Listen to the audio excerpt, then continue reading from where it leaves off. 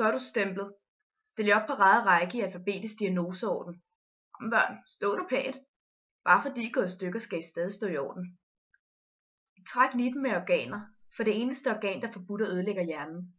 Alle andre kan skiftes ud, og I har fået samfundets støtte. Men I trak det defekte lod, så nu er I noget til mig. Videre i rækken.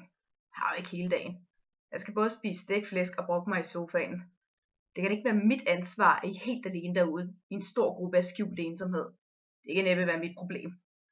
Jeg betaler skam min skat, og husker ligeledes at brokke mig, når nogle af mine håndører går til folk, der har mistet navnet og er blevet en fy-fy-diagnose, eller endda ordløs og usynlig. Gå med dig, din vandskabning. Spar mig dine usynlige lidelser, når jeg nu kan bruge min tid på dyrekort og nationalretter, eller hvem der vil det reality, jeg lykkelig har tænkt mig at glemme. Tag dig dog sammen. I er jo enten dovne eller hypokondere. Det kan være uden fornuft jo se. Jeg spiser skam smørbrød til. Jeg vurderer naturligvis efter majoritetens fordomsfulde uvidenhed. Det var 5. gang. 1 gang, fordi du er forkert. 1 gang, fordi du er anderledes. 1 gang, fordi din sygdom er usynlig. 1 gang, fordi jeg dømmer på forhånd. Og 1 gang, fordi du er psykisk syg i dagens Danmark.